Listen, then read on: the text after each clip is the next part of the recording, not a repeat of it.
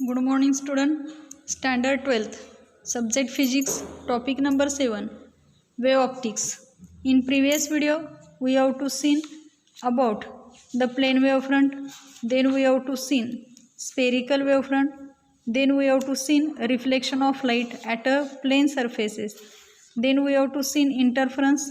Interference we have to seen that constructive interference and destructive interference. In constructive interference, the points where the displacement is maximum and it is twice that for each wave, these points are called as the constructive interference. The points where the crest of one wave is coincide with the trough of another, where the displacement is zero, that points are called as a destructive interference. Coherent sources of light. Two sources which emit waves of the same frequency having a constant phase difference independent of time are called as a coherent sources. म्हणजे दोन sources आपण घेणार आहे which emit waves of काय करणार आहे त्या ठिकाणी फ्रिक्वेन्सी सेम असेल, त्यांच्यामध्ये फेज डिफरन्ससुद्धा कसा असेल, कॉन्स्टंट असेल, इंडिपेंडंट ऑफ टाईमवर असेल, त्यांना आपण कोहिरंट सोर्सेस असं म्हणणार आहे. At any given point in a space at every instant of time there are light waves from multiple sources overlapping one another. These must be interfering and we should be able to see interference all around us at all time. आता आपण जर घेतला की at every instant of time there are light waves घेतला, light waves घेतला म्हणजे आपल्याला सगळ्यांना माहीत आहे की जेव्हा सनलाईट असेल ती जर प्रिझमवर पडली असेल तर सनलाईट प्रिझमवर पडल्यानंतर त्याच्यामधून 7 कलर्स त्या ठिकाणी बाहेर पडत असतात. प्रत्येक कलरची वेवलेंथ जी आहे ती त्या ठिकाणी कशी असते, त्या ठिकाणी डिफरन्स असते. आणि मग जर या ठिकाणी आपण सोर्स ऑफ लाईट म्हणून जर सनलाईट वापरला तर त्याच्यामधून 7 कलर्स त्या ठिकाणी बाहेर पडणार आहेत, PIBG YOR. प्रत्येक कलरची वेवलेंथ त्या ठिकाणी वेगवेगळी असल्यामुळं हे सगळे कलर्स आपल्याला ओव्हरलॅप त्या ठिकाणी झालेले दिसणार आहे.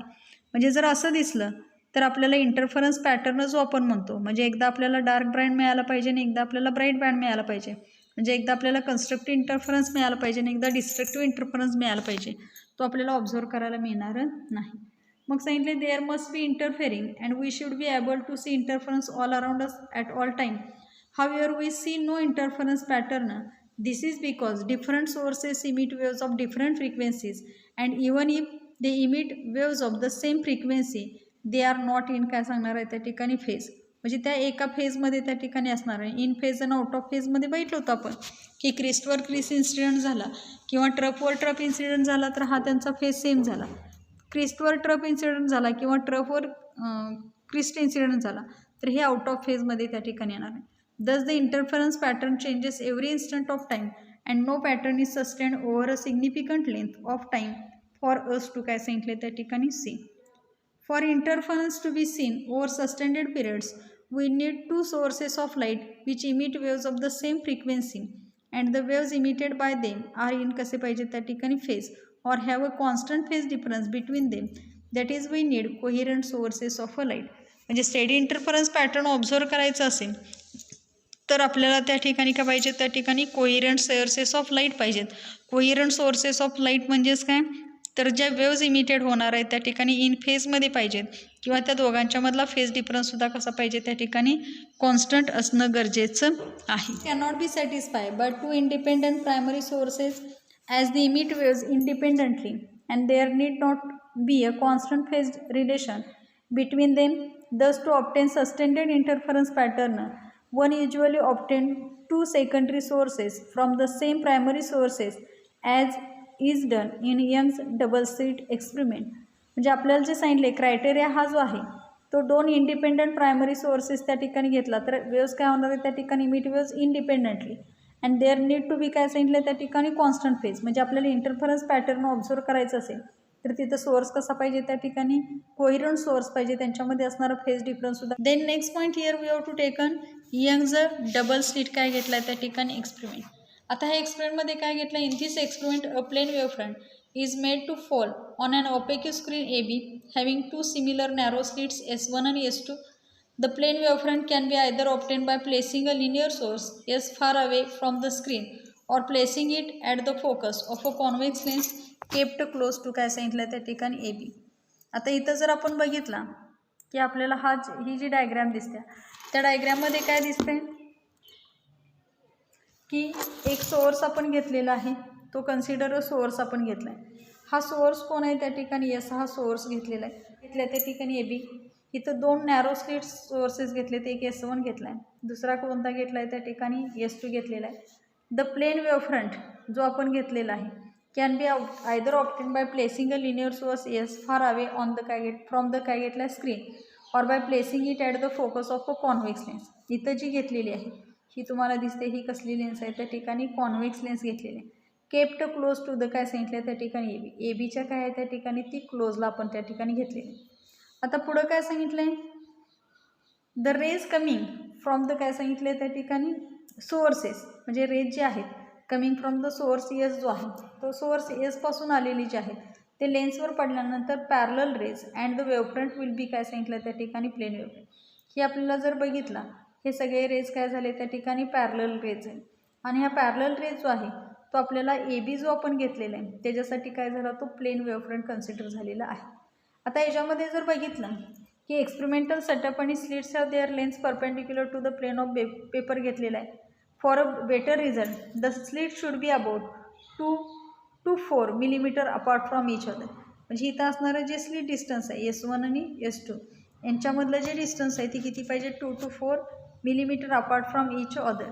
आणि इथं जो आम्हाला दिसतोय ही स्क्रीन आम्हाला दिसते, ह्या स्क्रीनवर आम्ही काय करणार आहे त्या ठिकाणी स्टेडी इंटरफरन्स पॅटर्न ऑब्झर्व करणार आहे. मग for simplicity we assume that the slit S1 आणि S2 are equidistance from the S so that the wavefront starting from the S and reaching the S1 आणि S2 at every instant of time are in काय सांगितले त्या ठिकाणी फेजमध्ये सांगितलेलं आहे. पुढे सांगितलं पेन the rays falls on S1 आणि S2 the two slits acts as a काय सांगितलं त्या ठिकाणी secondary sources of a light. म्हणजे इथं आमचा असणारा एस हा प्रायमरी सोर्स घेतला, त्याच्यापासून लाईट कुणी घेतली या ठिकाणी S1 आणि S2. आपण प्रायमरी सोर्सेस आणि सेकंडरी सोर्सेस ऑफ लाईट बघितलं होतं की एस सोर्स जो प्रायमरी सोर्स असते ते विच इमिट द लाईट काय सांगतात त्या ठिकाणी ओन करत असतात, आणि सेकंडरी सोर्स ऑफ लाईट काय करत असतात, प्रायमरी सोर्सपासून ते घेऊन परत त्या ठिकाणी ते इमिट करत असतात. म्हणून S1 आणि S2 काय झाले, सेकंडरी सोर्सेस ऑफ लाईट झाले, आणि एस हा काय झाला त्या ठिकाणी प्रायमरी सोर्सेस ऑफ काय झाला त्या ठिकाणी लाईट झाला. त्यानंतर सांगितले when the rays falls on S1 आणि S2 are the two slits acts as the secondary sources of light emitting cylindrical wavelength to the right of A B. The two secondary sources emit waves in phase with each other at all time सांगितले. In phase म्हणजे काय, एकाच फेजमध्ये त्या ठिकाणी असणार आहे. Two sources of light emit waves of काय सांगितलं होतं त्या ठिकाणी इक्वल फ्रिक्वेन्सी सांगितलं होतं. Having a constant phase difference सांगितलं होतं. इंडिपेंडंट ऑफ टाईम सांगितलं होतं. आर कॉन्डॅक्स काय म्हटलं होतं आपण त्या ठिकाणी कोहिरंट सोर्सेस असं म्हणतो. Young's double slit experiment. आता यंग्स डबल स्लिट एक्सपेरिमेंट म्हणजे काय, तर मगाशी सांगितलं होतं एक सोर्स असतो तो प्रायमरी सोर्स, त्याच्यानंतर 2 कोहिरंट सोर्सेस आपण घेणार आहे, 2 सेकंडरी सोर्सेस आपण त्या ठिकाणी घेणार आहे. आता इथं घेत असताना फेज डिफरन्स बिटवीन देम म्हणजे आपला असणारा S1 आणि S2 यांच्यामधला असणारा फेज डिफरन्स सुद्धा कसा पाहिजे त्या ठिकाणी सेम पाहिजे. मग यंग्स डबल स्लिट एक्सपेरिमेंट आपण जर घेतला तर in this Young's double slit experiment we have to taken the काय घेतलं आहे त्या ठिकाणी प्लेन वेव्हफ्रंट घेतला आहे. दिस प्लेन वेव्हफ्रंट इथं काय घेतला आहे त्या ठिकाणी ए बी घेतला आहे. हॅव्हिंग द टू स्लिट्स घेतलेले आहेत. दिस स्लिट काय घेतलं आहे त्या ठिकाणी S1 आणि अनादर स्लिट काय घेतलं आहे त्या ठिकाणी S2 घेतलेलं आहे. आता दिस इज द सोर्स घेतला आहे which are coming from the काय सांगितलं त्या ठिकाणी कोहिरंट सोर्सेसपासून घेतलेलं आहे. आता याच्यामध्ये काय ठेवलं, we have to place a convex lens त्या ठिकाणी प्लेस केली. जे सोर्सपासून आलेले जे रेज आहेत ते कॉन्व्हेक्स लेन्सवर इन्सिडेंट होणार आणि परत ते पॅरलल रेज आहे पॅरलल रेज कशावर पडणार त्या ठिकाणी ए बी या वेव्हफ्रंटवर या ठिकाणी पडणार. म्हणजे हा सोर्सेसपासून हा स्क्रीन कशी आहे त्या ठिकाणी लॉंग डिस्टन्सवर आहे, म्हणून ए बी विविध टेकन याचं काय म्हटलं त्या ठिकाणी प्लेन वेव्हफ्रंट घेतली. आता प्लेन वेव्हफ्रंटवर आपण 2 सोर्सेस घेतले की S1 आणि दुसरा काय घेतला त्या ठिकाणी S2 घेतला. आता S1 S2 जर आपण घेतला आणि फेर we have to observing the काय घेतलं त्या ठिकाणी स्क्रीन घेतलं. दिस ऑब्झर्विंग स्क्रीन इथं काय घेतलं त्या ठिकाणी PQ घेतली. आता ऑब्झर्विंग स्क्रीन घेत असताना आम्हाला काय दिसतंय की इथं जर बघितलं की Wien the rays falls on the काय सांगितलं त्या ठिकाणी S1 आणि S2 टू स्लिट्स म्हणजे S1 आणि S2 ह्या काय झाल्या त्या ठिकाणी सेकंडरी सोर्सेस ऑफ लाईट झाल्या. इमिटिंग काय सांगितलं त्या ठिकाणी सिलेंड्रिकल वेव्हलेट्स म्हटले आहे. कारण तिथं सिलेंड्रिकल वेव्हफ्रंटमध्ये आपण काय शिकलो होतो, स्लिट कशा पाहिजे त्या ठिकाणी लिनियर स्लिट असणं गरजेचं आहे. म्हणजे S1 आणि S2 कशा आहेत त्या ठिकाणी लिनियर स्लिट. मग आपण काय केलं आहे की या ठिकाणी 2 secondary sources emit waves in phase with which other सांगितलेलं आहे. आता इथे घेत असताना काय दाखवत दिसते तुम्हाला, हे ब्ल्यू कलरची एक लाईन दिसते आणि हा ऑरेंज कलरची दिसते। जर बघितलं we have to return crest जर घेतलं तर crest which is considered as काय घ्यायचं आहे त्या ठिकाणी क्लिअर लाईन घ्यायचं आणि when we have to taken dotted line जर घेतला तर विच इज नोन ॲज काय घेणार आहे त्या ठिकाणी ट्रफ घ्यायचं। म्हणजे आता आकृतीमध्ये तुम्हाला एक क्लिअर लाईन दिसते आणि एक काय दिसते त्या ठिकाणी डॉटेड लाईन दिसते। क्लिअर लाईनला मी काय म्हटलं क्रिस्ट म्हटलेलं आणि डॉटेड लाईनला काय म्हटलेलं आहे त्या ठिकाणी ट्रफ असं म्हटलेलं। आता इथं काय केलं हा आपण पहिल्यांदा क्रिस्ट घेतला, हा S1 सोर्समधनं पण क्रिस्ट घेतला, S2 सोर्समधनं पण काय घेतला क्रिस्ट घेतला। म्हणजे जेव्हा आम्ही बघितलं फेन क्रिस्ट फॉल्स ऑन काय सांगितलं त्या ठिकाणी क्रिस्ट असेल, बरोबर आहे, किंवा काय सांगितलं फेन ट्रफ फॉल्स ऑन काय असेल त्या ठिकाणी ट्रफ असेल। म्हणजे क्रिस्टवर क्रिस्ट इन्सिडन्स झाला किंवा ट्रफवर ट्रफ इन्सिडन्स झाला तर त्या पॉईंटला intensity of light will be काय होणार आहे त्या ठिकाणी मॅक्झिमम होणार। म्हणजे तिथं ॲम्प्लिट्यूड सुद्धा कसं असणार आहे त्या ठिकाणी मॅक्झिमम असणार। म्हणजे इथं जर बघितलं हा क्रिस्टवर क्रिस्ट इन्सिड झाला, इथं ट्रफवर ट्रफ दिसतोय, इथं क्रिस्टवर क्रिस्ट दिसतोय, हा ट्रफवर ट्रफ दिसतोय। म्हणजे आमची ब्ल्यू लाईन जी आहे ती क्रिस्ट दाखवली आणि ऑरेंज जी दिसते ती कशात दाखवली त्या ठिकाणी ट्रफला दिसते। मग इथं क्रिस्टवर क्रिस्ट आहे, हा ट्रफवर ट्रफ आहे, हा क्रिस्टवर क्रिस्ट ट्रफवर ट्रफ, क्रिस्टवर क्रिस्ट ट्रफवर ट्रफ। म्हणजे ह्या सगळ्यांच्या ठिकाणी हा क्रिस्टवर क्रिस्ट आणि ट्रफवर ट्रफ इन्सिडेंट झाला तर आपण शिकलो होतो की आम्हाला इंटरफरन्स पॅटर्न कसला मिळणार त्या ठिकाणी कन्स्ट्रक्टिव्ह इंटरफरन्स त्या ठिकाणी पॅटर्न मिळाला। म्हणजे तिथं काय झालं कन्स्ट्रक्टिव्ह इंटरफरन्स पॅटर्न मिळाला। इथं इंटेन्सिटी जी आहे ती इंटेन्सिटी कशी मिळाली आम्हाला त्या ठिकाणी इंटेन्सिटी आम्हाला जी मिळणार आहे ती कशी मिळाली मॅक्झिमम इंटेन्सिटी ऑब्झर्व करायला मिळाली किंवा त्यांचं ॲम्प्लिट्यूड सुद्धा कसं असणार आहे मॅक्झिमम असणार। जी इंटेन्सिटी काय मिळाली मॅक्झिमम मिळाली। म्हणजे आम्हाला हा पॉईंट दिसतोय तिथं मॅक्झिमम इंटेन्सिटी। काही ठिकाणी काय दिसतंय आम्हाला की या ठिकाणी दिसला हा क्रिस्ट आहे आणि त्याच्यावर डॉटेड लाईन्स असणारा ट्रफ इन्सिडेंट झाले किंवा काय सांगितलं हा ट्रफ आहे आणि त्याच्यावर काय झालं त्या ठिकाणी क्रिस्ट इन्सिडेंट झाला। जर तुम्ही इथं ऑब्झर्व केला तर हा ट्रफ आहे, हा क्रिस्ट आहे, हा ट्रफ, हा क्रिस्ट, हा ट्रफ, हा crest, trough crest trough crest trough असं जर घेतला म्हणजे क्रिस्टवर ट्रफ इन्सिडेंट झाला किंवा ट्रफवर क्रिस्ट इन्सिडेंट झाला तर त्या ठिकाणचे जे पॉईंट आहे म्हणजे आपण इथं जर घेतले इथं इंटेन्सिटी कशी दिसते मिनिमम दिसते, हिअर ऑल्सो इंटेन्सिटी कशी दिसते मिनिमम दिसते। म्हणजे क्रिस्टवर ट्रफ इन्सिडेंट होऊ दे किंवा ट्रफवर क्रिस्ट इन्सिडेंट होऊ दे तो जो पॉईंट आम्हाला मिळणार आहे तो कोणता पॉईंट मिळणार आहे त्या ठिकाणी आम्हाला डिस्ट्रक्टिव्ह इंटरफरन्स पॅटर्न आहे। म्हणजे डिस्ट्रक्टिव्ह इंटरफरन्समध्ये इंटेन्सिटी कशी असते त्या ठिकाणी मिनिमम असते किंवा ॲम्प्लिट्यूड ऑल्सो काय असते त्या ठिकाणी मिनिमम आहे। म्हणजे आम्हाला काय जाणवणार आहे alternate maximum minimum maximum minimum maximum minimum हा पॅटर्न आम्हाला स्क्रीनवर ऑब्झर्व केलेला पाहायला मिळणार आहे। आणि म्हणून मग तिथं सांगितलेलं आहे रिजन आणि काय दिसले या ठिकाणी ब्राईट रिजन। म्हणजे एक काय दिसलं त्या ठिकाणी जिथे इंटेन्सिटी मॅक्झिमम दिसली त्या पॉईंटला आपण ब्राईट पॉईंट म्हटलं, जिथे इंटेन्सिटी मिनिमम म्हटलं त्याला आपण डार्क पॉईंट असं म्हटलं। म्हणजे अल्टरनेट आम्हाला इंटेन्सिटी कशी दिसली मॅक्झिमम मिनिमम दिसली। ज्या ठिकाणी मॅक्झिमम आपल्याला इंटेन्सिटी मिळाली त्या पॉईंटला आपण काय म्हणणार आहे त्या ठिकाणी ब्राईट पॉईंट असं म्हणणार आहे आणि जिथे इंटेन्सिटी मिनिमम दिली त्याला काय म्हणणार आहे त्या ठिकाणी डार्क पॉईंट असं म्हणणार। म्हणजे आपल्याला जो इंटरफरन्स पॅटर्न हा PQ स्क्रीन आहे त्याच्यावर ऑब्झर्व करायला मिळत असताना एकदा तो काय मिळणार आहे ब्राईट पॉईंट आणि एकदा काय मिळणार आहे त्या ठिकाणी डार्क पॉईंट। म्हणजे अल्टरनेट ब्राईट आणि dark point we also observe on the काय करणार आहे आणि हा ब्राईट आणि डार्क इंटरफरन्स पॅटर्न आपण ऑब्झर्व करायला मिळतो त्यालाच आपण काय म्हणणार आहे त्या ठिकाणी इंटरफरन्स पॅटर्न असं त्याला त्या ठिकाणी म्हणणार आहे। Next point here we have taken geometry of the double slit experiment. आता जॉमेट्री ऑफ डबल स्लिट एक्सपेरिमेंटमध्ये आपण एक डबल स्लिट एक्सपेरिमेंट घेतला त्याच्यामध्ये सोर्स CS हा प्रायमरी सोर्स होता, S1 S2 जे होते ते सेकंडरी सोर्सेस ऑफ लाईट होते। म्हणजे हा सेकंडरी सोर्सेस ऑफ लाईटमधला या ठिकाणी हा स्लिट S1 घेतले स्लिट S2 घेतले। These two slits are separated by distance जे आहे त्यांच्यामधलं डिस्टन्स जे आहे जे डिस्टन्स बिटवीन टू स्लिट्स जे आहे ते डिस्टन्स काय सांगितले आपण त्या ठिकाणी स्मॉल d सांगितले।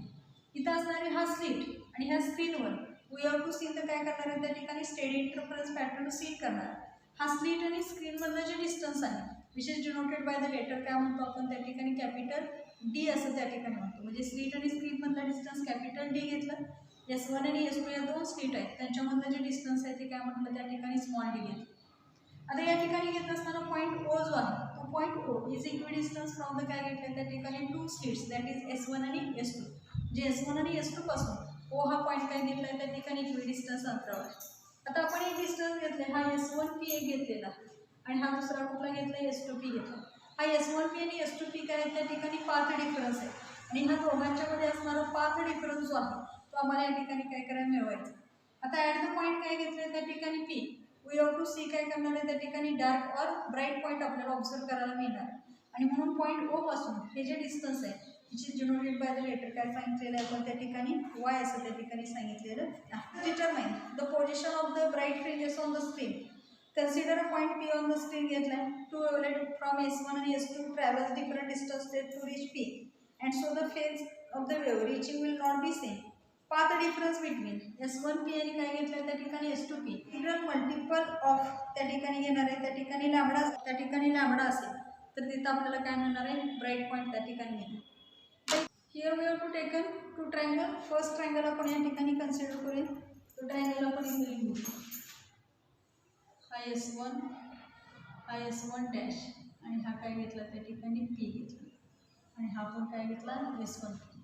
हा राईट अँगल ट्रायंगल आपल्याला या ठिकाणी दिसतो. ट्रायंगल कुठला S1 डॅश S1 आणि काय घेतला P. Triangle S1 dash S1 P घेतला.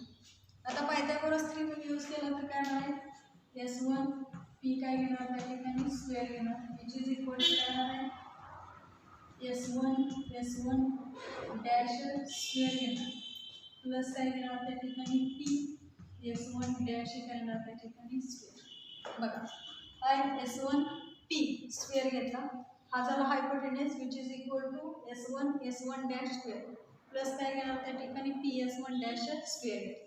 आता यांच्यातलं डिस्टन्स आम्हाला घ्यायचं आहे. आता S1Pचं माहीत नाही हे जर आपण इथे लिहूया S1P bracket square S1 डॅशचं distance किती आहे त्या ठिकाणी कॅपिटल D आहे ते आपण इथे कॅपिटल D लिहूया त्याचा स्क्वेअर घेऊ. PS1 स्क्वेअर हा PS1 स्क्वेअरचा डिस्टन्स किती घ्यायचा आहे तर ह्या ओपर्यंतचं डिस्टन्स Y म्हणजे आम्ही काय करणार आहोत त्या ठिकाणी इथंपर्यंतचं डिस्टन्स Y आहे. आता हे डिस्टन्स हे टोटल डिस्टन्स D/2 आहे म्हणजे इथलं जे डिस्टन्स आहे हे काय येणार आहे या ठिकाणी D/2 येणार आहे आणि हे सुद्धा डिस्टन्स काय येणार आहे त्या ठिकाणी D/2 येणार. हा D/2 प्लस D/2 केला तर काय मिळणार त्या ठिकाणी टोटल डिस्टन्स हे D मिळेल. म्हणजे आता PS1चं डिस्टन्स काय सांगितले काढायचं आहे हे डिस्टन्स टोटल Y आहे आणि मग हे डिस्टन्स किती आहे D/2 आहे म्हणजे Y मायनस D/2 केला तर तुम्हाला डिस्टन्स कुठलं मिळणार आहे PS1 डॅशचं म्हणजे प्लस काय मिळणार आहे या ठिकाणी स्मॉल D/Y मायनस D/2 आणि काय आलं त्या ठिकाणी ब्रॅकेट स्क्वेअर म्हणजे काय आलं Y minus D/2 bracket square आलं. हेच काय आलं S1P square is equal to D square plus याचं एक्सपान्शन आपण करूया या ठिकाणी आला Y स्क्वेअर आला मायनस 2Y D/काय आला 2 आला प्लस D स्क्वेअर अपॉन काय आला त्या ठिकाणी 4 आला. याचं A मायनस B ब्रॅकेट स्क्वेअरचं expansion Y square minus 2 into Y into D/2 plus याचा स्क्वेअर म्हणजे D स्क्वेअर बाय काय आलं 4 आला. हा 2 ला 2 कॅन्सल झाला मीन्स काय आलं तर S1P bracket square which is equal to D square plus in bracket Y square हा काय आला मायनस YD प्लस काय आला D स्क्वेअर अपॉन काय मिळालं 4. दिस इज इक्वेशन नंबर काय मिळालं त्या ठिकाणी 1 मिळालं. आता रिमेनिंग ट्रायंगल कुठला दिसतो तुम्हाला इथं हा जो दिसतो आपण कन्सिडर करूया हा सेकंड ट्रायंगल. ट्रायंगल कुठला असतो ट्रायंगल S2 डॅश आणि काय आला P S2 डॅश काय आला P हा हायपोटेन्यूस झाला म्हणजे काय सांगणार आपण त्या ठिकाणी S2P bracket square which is equal to S2 dash bracket square plus काय येणार आहे त्या ठिकाणी P S2 dash bracket square हा S2P square plus is equal to काय आला S2 डॅश स्क्वेअर प्लस काय झाला त्या ठिकाणी PS2 डॅश स्क्वेअर व्हॅल्यू ठेवूया. ह्याची व्हॅल्यू काय S2 डॅश व्हॅल्यू किती आहे D म्हणून आपण इथे लिहिली D square plus PS2 dash P पासून इथंपर्यंत हे डिस्टन्स Y आहे हे डिस्टन्स माहीत नाही म्हणजे त्याच्यामध्ये आपण काय करू शकतो ॲड करू शकतो plus Y plus D/2 bracket काय होणार square which is equal to त्यात D स्क्वेअर प्लस परत त्याचं expansion A plus B bracket स्क्वेअरनुसार मग काय आलं Y square plus 2 YD upon 2 plus D square upon काय आलं त्या ठिकाणी 4 आहे. मग परत काय दिसतं या ठिकाणी हा 2 ला 2 काय झालं कॅन्सल झाला. therefore we have to get the value d square plus y square plus yd plus d square by काय मिळालं 4. दिस इज द इक्वेशन नंबर काय झालं त्या ठिकाणी 2. म्हणजे आम्ही एकदा S2p स्क्वेअरची व्हॅल्यू काढली एकदा S1p ब्रॅकेट स्क्वेअरची व्हॅल्यू काढली. म्हणजे S1p ब्रॅकेट स्क्वेअरची व्हॅल्यू किती मिळाली d square plus in bracket y square minus yd plus D square upon 4 आणि S2p ची व्हॅल्यू काय काढली D square plus in bracket y square plus yd plus D square upon काय करायचं 4. Path difference काढायचा. Path difference म्हणजे ह्या दोघांच्या मध्ये असणारा डिफरन्स म्हणजे इक्वेशन 1 आणि 2 ची वजाबाकी आपण या ठिकाणी करायची. आपण इथे लिहूया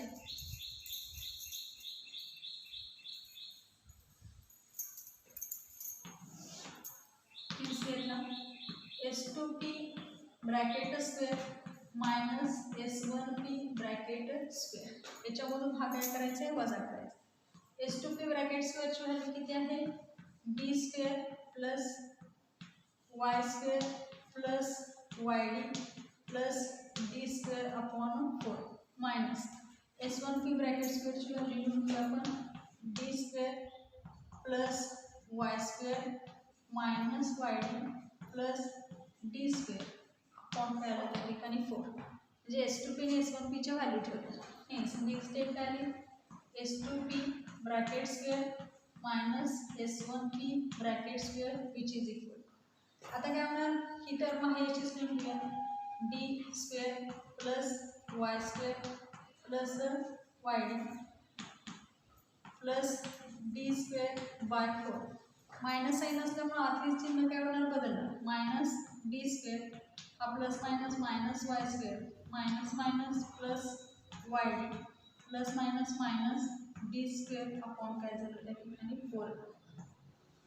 ही व्हॅल्यू काय मिळाली D square plus Y square plus yd plus D square upon 4 minus D square minus Y square plus yd minus D square upon 4. Cancel term जात असतील तर काय व्हायचे हा प्लस डी स्क्वेअरला हा मायनस डी स्क्वेअर गेला हा प्लस वाय स्क्वेअरला हा मायनस वाय स्क्वेअर गेला हा प्लस डी स्क्वेअर 4 मला हा मायनस डी स्क्वेअर बाय 4 गेला. म्हणजे रिमेनिंग टर्म काय झाली S2p bracket square minus S1p bracket square which is equal two plus yd plus yd means काय मिळालं त्या ठिकाणी 2y. म्हणजे व्हॅल्यू काय मिळाली बघा S2p bracket square minus S1p bracket square which is equal to 2y. आता ह्याचं एक्सपान्शन आपण ए स्क्वेअर मायनस बी स्क्वेअरनं करायचं. म्हणजे एका ब्रॅकेटमध्ये ए प्लस बी एका ब्रॅकेटमध्ये ए मायनस बी. इथं आपण घेऊया means S2p minus S1p in another bracket S2p plus S1p which is equal to 2y.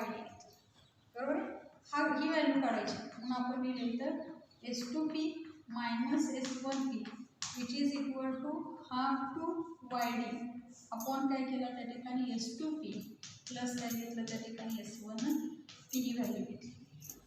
S2p minus S1p which is equal to 2yd upon काय मिळालं S2p प्लस काय मिळालं S1p मिळालं. समजा मी काय सांगितलं डी अपॉन डी म्हणजे डी म्हणजे काय घेतलं small D upon capital D J distance आहे ते डिस्टन्स कसं आहे त्या ठिकाणी एकपेक्षा त्या ठिकाणी स्मॉलर आहे आणि म्हणून जर आपण घेतलं तर तिथे S2p प्लस S1p ची व्हॅल्यू आम्ही काय घेणार आहे त्या ठिकाणी डी प्लस डी किंवा आपण असं लिहूया for small D upon capital D which is less than काय सांगितलं त्या ठिकाणी 1 सांगितलं. म्हणजे एक हा काय झाला त्या ठिकाणी ग्रेटर झाला. डी अपॉन डी म्हणजे स्लिटमधलं डिस्टन्स डी म्हणजे स्लिट आणि स्क्रीनमधलं डिस्टन्स यांचा रेशो हा एकपेक्षा कसं आहे त्या ठिकाणी लहान आहे म्हणून आम्ही इथं काय लिहिणार S2p plus S1p which is equal to D plus D which is equal to काय आलं त्या ठिकाणी 2d आहे. म्हणजे आपलं हे जे इक्वेशन आहे ते कसं होणार S2p minus S1p which is equal to हा S2p minus S1p which is equal to 2yd upon S2p plus S1p हा S2p प्लस S1p ची व्हॅल्यू किती मिळाली 2 कॅपिटल डी व्हॅल्यू मिळाली.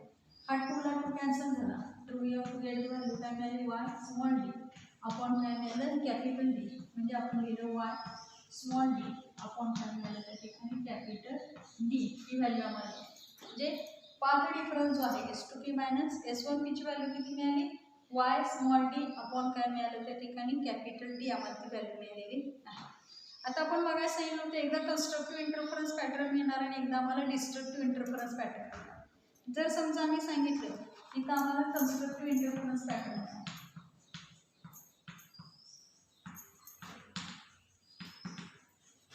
Constructive interference. आता कन्स्ट्रक्टिव्ह इंटरफरन्स असेल तर पॉईंट कुठला मिळतो आम्हाला त्या ठिकाणी ब्राईट पॉईंट मिळतो. जर ब्राईट पॉईंट मिळत असेल तर त्यांच्यामध्ये असणारा जो पाथ डिफरन्स आहे तो पाथ डिफरन्स कसा असतो त्या ठिकाणी इंटिग्रल मल्टिपल ऑफ काय असतो त्या ठिकाणी लॅम्बडा असतो. इंटिग्रल मल्टिपल ऑफ लॅम्बडा जर घेतला तर आम्ही काय सांगितलं path difference which is equal to integral multiple of lambda म्हणजे वेवलेंथ एन म्हणजे इंटिग्रल मल्टिपल. हे कोणासाठी असते ब्राईट पॉईंटसाठी. म्हणजे आता हा जो आम्ही घेतलेला पाथ डिफरन्स आहे त्याची व्हॅल्यू काय लिहिली त्या ठिकाणी N lambda which is equal to value काय मिळाली वाय स्मॉल डी अपॉन काय मिळालं त्या ठिकाणी कॅपिटल डी मिळालं. तर याच्यावरनं आम्हाला कोणाची व्हॅल्यू काढू शकतो आम्ही इथं हा जो वाय आहे हा वाय म्हणजे नथिंग बट कोण असतो त्या ठिकाणी फ्रिंज विड्थ असते. म्हणजे N lambda which is equal to Y small D upon काय व्हॅल्यू मिळाली आम्हाला त्या ठिकाणी कॅपिटल डी व्हॅल्यू त्या ठिकाणी मिळालेली आहे. म्हणजे काय सांगितलं त्या ठिकाणी तर Y is a fringe width असं म्हटलेलं आहे.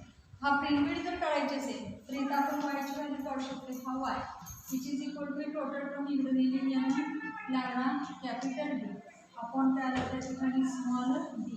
म्हणजे वायची व्हॅल्यू काय मिळाली आम्हाला N lambda capital D upon काय मिळालं त्या ठिकाणी small D which is equal to काय घेतलं त्या ठिकाणी वाय.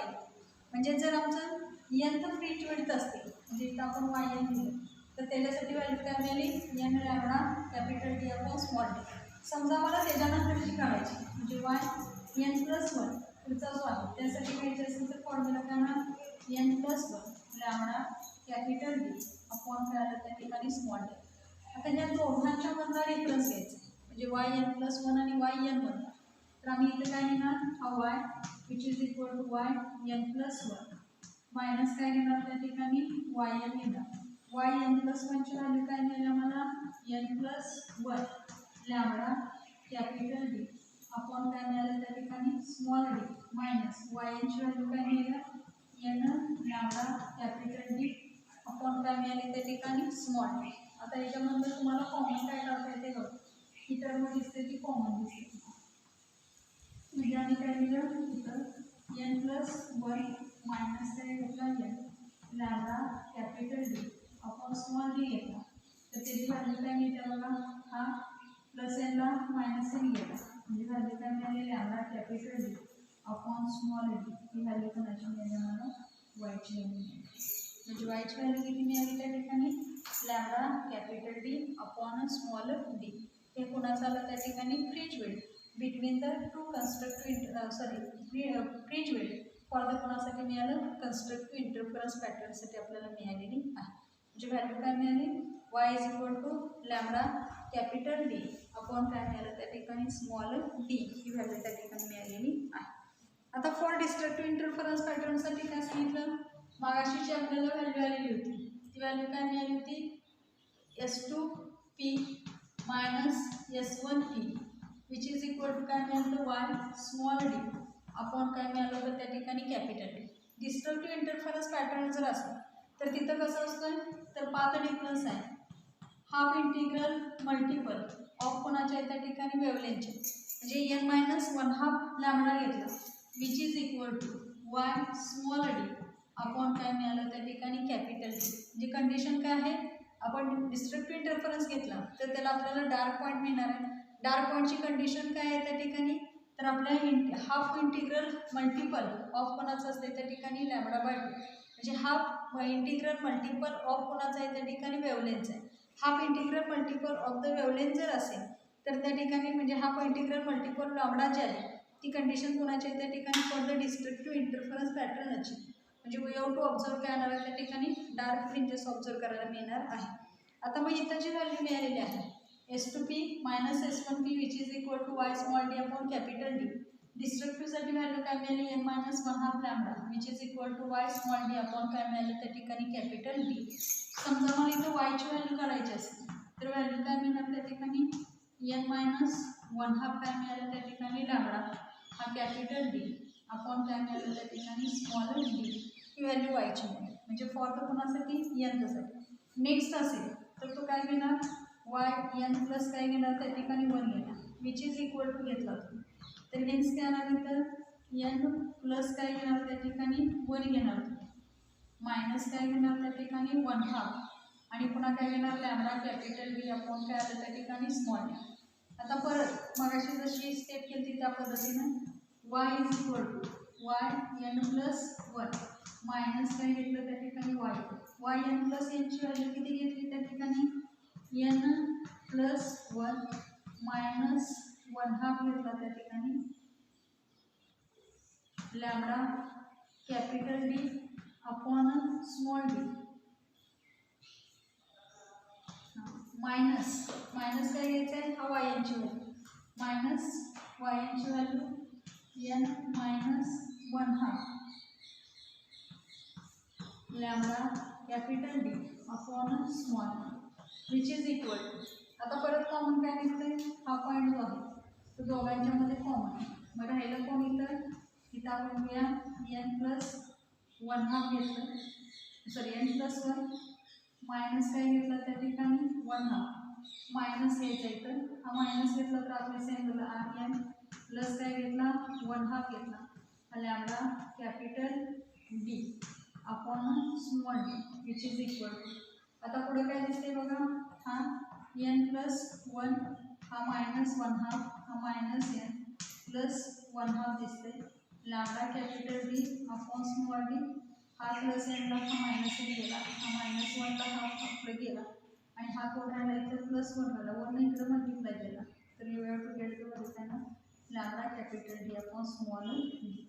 म्हणजे फ्रिंज विड्थ बिटवीन कोणासातला घेतला तुम्ही इथं की कन्स्ट्रक्टिव्ह इंटरफरन्सची व्हॅल्यू काय मिळाली lambda capital D upon small D आणि for two successive destructive interference पॅटर्नसाठी सुद्धा व्हॅल्यू काय मिळाली Y is equal to lambda capital D upon काय मिळालेली त्या ठिकाणी स्मॉल डी इतकी व्हॅल्यू आम्हाला मिळालेली आहे. म्हणजे काय सांगितलं the distance between any two successive काय असेल त्या ठिकाणी डार्क फ्रिंजेस असतील किंवा काय असतील त्या ठिकाणी ब्राईट फ्रिंजेस असतील त्यांच्यामधली जी व्हॅल्यू आहे त्या व्हॅल्यूला आम्ही काय म्हणतो त्या ठिकाणी फ्रिंज विड्थ म्हणतो आणि ती फ्रिंज विड्थची व्हॅल्यू किती मिळते लॅम्बडा कॅपिटल डी अपॉन काय मिळतं त्या ठिकाणी स्मॉल डी मिळत असते. तुमच्या पुस्तकामध्ये फ्रिंज विड्थ जे आहे त्याची व्हॅल्यू डब्ल्यू अक्षरानं त्या ठिकाणी दाखवतो W is equal to value काय लिहिल्या लॅम्बडा कॅपिटल डी अपॉन काय सांगितलं त्या ठिकाणी स्मॉल डी सांगितलेलं आहे.